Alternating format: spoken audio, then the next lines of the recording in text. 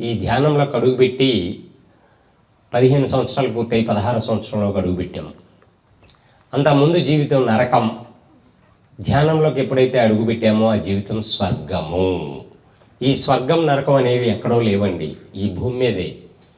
నిరంతరం మనం కష్టాలు, బాధలు, రోగాలు, అనారోగ్యాలతో జీవిస్తూ ఉంటే అదే నరకము. నిరంతరం ఆరోగ్యంగా ఆనందంగా జీవిస్తూ ఉంటే అదే స్వర్గము. ఇవన్నీ కూడా మనం గతంలో చేసిన గత జన్మల కర్మానుసారం, కర్మ సిద్ధాంతం ప్రకారం మనం అనుభవిస్తూ ఉంటాం. ఇక్కడ అందరూ సమస్య లేని వాళ్ళు ఎవరైనా ఉంటే చేతులు ఎత్తండి. సమస్య ఉన్నాయి అందరికీ. సమస్యలు కూడా ఎన్నో రకాలండోయి.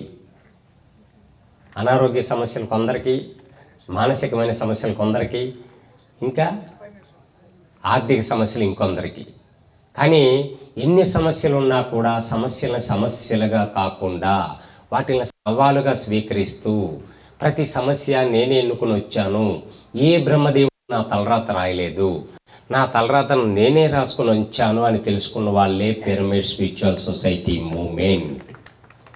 వాళ్ళే పిరమిడ్ మాస్టర్లు. నోటిలోని మాట నుదిటి మీద రాత. ఇది ఎంత సత్యమో ఇప్పుడు ఆ విశ్వగురువులు అందించే అద్భుతమైన జ్ఞానం ద్వారా ఆ రహస్యాన్ని బట్టబయలు చేద్దాం. మరి అందరి సమస్యలు ఉన్నట్టే నాకు కూడా సమస్యలు. కుటుంబంలో మా మిసెస్ అనారోగ్యంతో మరి 5 లక్షలు ఖర్చు పెట్టాం యశోద హాస్పిటల్లో 2008లో. రక్తం తక్కువయ్యి ఎన్నో ఇబ్బందులు పాలయ్యి మరి 1% కూడా ఆరోగ్యాన్ని కొనలేకపోయాం. డబ్బుతో ఆరోగ్యం వస్తుందండి? రాదు.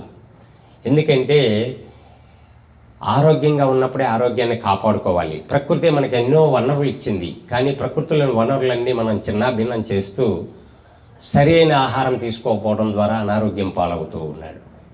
సరైన ఆహారం శాకాహారము. మరి అంతకుముందు మేము పూర్తి మాంసాహారం. మరి అప్పటి వరకు బలం అనుకుంటూ తింటూ ఉండేవాళ్ళం. ఎప్పుడైతే మా భార్యకి అనారోగ్యం అయ్యి ఇక హాస్పిటల్లో అంత ఖర్చు పెట్టినా తగ్గకపోతే ఇంటికి తీసుకొచ్చి రకరకాల మందులు మా డాక్టర్లు మారుస్తూ ఉన్నాం. ఆ తర్వాత ఒక పని మీద నేను విజయవాడ పక్కన ఏలూరు వెళ్ళవలసి వచ్చింది. ఆవిడ పూర్తి బెడ్ రెస్ట్ అండి. అడుగు తీసి అడుగు వెళ్ళిన పరిస్థితిలో 2 నెలలు పూర్తి నరకం అంచుల వరకు మేము వెళ్ళిపోయాం. ఇక అక్కడి నుంచి కింద పడాల్సిన తరుణంలో మాకు ఈ ధ్యానం అందింది. నిజంగా అక్కడ ఒక లైబ్రరీలో పేపర్లో తిరగేస్తూ ఉంటే ఒక పేపర్లో ఈ విషయం చూశాను. ధ్యానం అంటే శ్వాస మీద ధ్యాస. ఇక్కడ లలితాదేవి పిరమిడ్ ధ్యాన మందిరని ఏలూరు పిరమిడ్ మాస్టర్లు మొట్టమొదటి పిరమిడ్ కట్టిన రాధా జోస్సులు గారు వాళ్ళు నాకు ధ్యాన గురువులు. మొట్టమొదటిగా ధ్యానం అక్కడే అందుకున్నాను.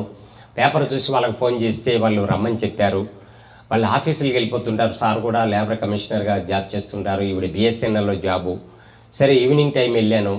వాళ్ళు ఉంటారు కదా అని అక్కడ బాబాజీ అని ధ్యాన అక్కడ వాళ్ళ దత్తపుత్రుడు ధ్యానపుత్రుడు ఉన్నాడు. ఆయన ధ్యానంలోకి వచ్చి అక్కడ చాలా గొప్ప గ్రేట్ మాస్టర్ బాబాజీ అని సారే పేరు పెట్టడం జరిగింది అక్కడ. మరి వాళ్ళ ద్వారా నేను ధ్యానం అందుకున్నాను. వాళ్ళు చెప్పిన విషయాలు విని ఆశ్చర్యపోయాను. ఆవిడ బ్రెయిన్ క్యాన్సర్ నుంచి బయటపడ్డారు ధ్యానం ద్వారా.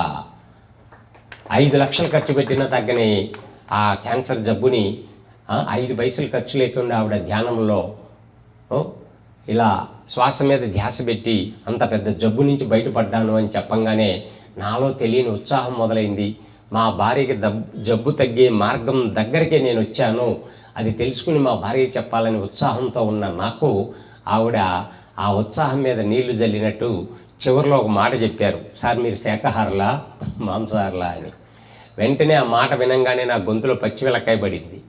ఇదేంట్రా బాబు వీళ్ళు ఈ విషయం అడుగుతున్నారు, మేము చాలా బాగా తింటామండి, మేము రాయల్ ఫ్యామిలీ మాది అని చెప్తుంటే, సార్ అది మానేసి ధ్యానం చేయండి ఆరోగ్యం వస్తుంది అన్నారు. మన తాత ముత్తాతల నుంచి తింటూ ఉన్నదాన్ని దీన్ని ఒకసారి ఎలా ఆపగలం, వీళ్ళేంటి ఇది మానేయమని చెప్తున్నారని సందిగ్ధంలో పడ్డాను. సరే ఇది వీళ్ళు ఇలాగే చెప్తారులే, మన పని మనం కానిచ్చచ్చు అనుకున్నాను. నేను తర్వాత ధ్యానం ఎలా చేయాలో చెప్పండి అంటే 2 ముక్కలు చెప్పేశారు. ఒకటి కళ్ళు మూసుకో, 2 శ్వాస మీద ధ్యాస పెట్టు అన్నారు. సరే ఆవిడ అన్నారు కదా అని నేను వెంటనే కళ్ళు మూసేసాను. ఇంకేం చెప్తారో, కండిషన్స్ ఏం పెడతారో ధ్యానానికని వెంటనే ఆవిడ చెప్తూ ఉన్నారు, కానీ నేను 2 నిమిషాల్లోనే ఏ లోకంలోకి వెళ్ళామో ఎక్కడికి వెళ్ళిపోయామో తెలియదు. అక్కడ కూర్చున్నంతసేపు కూడా అక్కడ ఉన్నట్టు కూడా లేదు. ఏదో కొత్త శక్తిని అలా ప్రవహిస్తున్నట్టు ఆ పిరమిడ్లో, ఫస్ట్ పిరమిడ్ ఏలూరులో మొట్టమొదటి పిరమిడ్ వాళ్ళ ద్వారా నిర్మాణం జరిగింది. తర్వాత ఒక 50 పిరమిడ్లు వచ్చేసినాయి అక్కడ. ఆవిడ చెప్పంగానే కళ్ళు మూసాను. కళ్ళు తెరిచేటప్పటికి 1 గంటన్నర అయింది.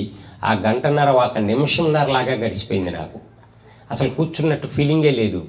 అప్పుడు అర్థమైంది, ఇందులో ఏదో ఉంది, దీన్ని వదలొద్దు, సాధన చేసి చూద్దాం అనుకున్నాను. ఆ తర్వాత అక్కడ ఒక రూమ్ తీసుకొని 10 రోజులు ఉండాల్సి వచ్చి, అలా నేను రెండోసారి కళ్ళు మూయంగానే ఆవిడ చెప్పిన చివరి మాటలే మళ్ళీ మళ్ళీ వినిపిస్తూ ఉన్నాయండి. ఇక డిస్టర్బ్ అయిపోయి, ఎందుకు తినకూడదు అంటున్నారు వీళ్ళు, మాంసాలు తింటే వచ్చే నష్టం ఏంటి అని క్వశ్చన్ వేసుకున్నాను నా లోపలే. అప్పుడు ఒక పెద్ద తాడికి అంత అక్షరాలు కనబడుతున్నాయి. ఆరోగ్యమే మహాభాగ్యం అన్నారు. 1,00,000 కోట్లు భాగ్యం అని ఎవరని చెప్పారండి? 1,00,000 కోట్లు పెట్టినా కొనలేనిది ఆరోగ్యము. ఆరోగ్యమే మహాభాగ్యం అన్నారే, కానీ 1,00,000 బంగారం, నగలు, నట్ర భాగ్యం అని మన పెద్దలు ఎవరు చెప్పలేరు. అప్పుడు అర్థమైంది, 5 లక్షలు ఖర్చు పెట్టుకున్నాం యశోద హాస్పిటల్లో, అయినా 1% ఆరోగ్యాన్ని కొనలేకపోయామని ఆ రోజే అనుకున్నాను. సరే కళ్ళు మూసుకొని ఈ రోజు నుంచి గుడ్డు, మాంసం, చేపలన్నీ వదిలేస్తున్నాను. ఎందుకంటే ఆరోగ్యానికి మించింది ఏమీ లేదు కాబట్టి, ఇది మానేసి ధ్యానం చేస్తే ఆరోగ్యం వస్తుందంటే ఈ క్షణమే నేను వదిలేస్తున్నాను అనుకున్నాను. ఇంకొకటి, అందరూ వారానికి ఒక రోజు తెచ్చుకొని తింటూ ఉంటారు. ఏ వారం అండి అది? దానికి ఒక రోజు పెట్టుకున్నాం కదా. కానీ మేమంతా కూడా వారానికి ఒకరోజే మానేవాళ్ళం, 6 రోజుల తింటూనే ఉండేవాళ్ళం. అటువంటిది మరి ఆ వ్యాపారాలు కూడా ఉన్నాయి మాకు. చేపల చెరువులు ఎక్స్పోర్ట్ వ్యాపారాలు మెదక్, సంగారెడ్డి, తోపురాన్ మధ్యలో మాకు ఎన్నో ఉన్నాయి.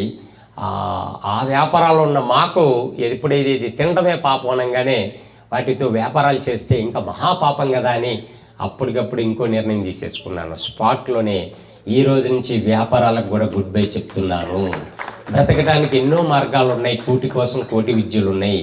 ఆ జీవులను చంపడం కోసం పెంచడం ఇంకా మహాపాపం. ఈ రోజు నుంచి వాటికి కూడా వదిలేస్తున్నాను అనుకున్నాను.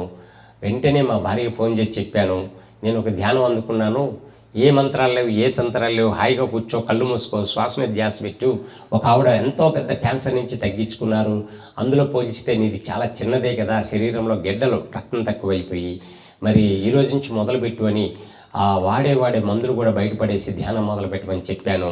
వెంటనే నేను చెప్పినట్టు వినింది, ఆచరించింది. ఈ రోజు నుంచి గుడ్డుతో సహా అన్నీ వదిలేస్తున్నాము, వ్యాపారాలు కూడా వదిలేస్తున్నాము అని చెప్పడం జరిగింది. ఆ రోజు నుంచి ఆవిడ సాధన మొదలుపెట్టింది. ఉదయం 2 గంటలు, రాత్రి 2 గంటలు ధ్యానం చేసుకుంటూ వెళ్తూ ఉంటే అలా చేయగా 10 రోజుల్లోనే పూర్తిగా ఆరోగ్యవంతురాలు అయిపోయింది. చక్కగా లేచి తిరుగుతూ ఉంది. సంపూర్ణ ఆరోగ్యం, సంపూర్ణ ఆనందం.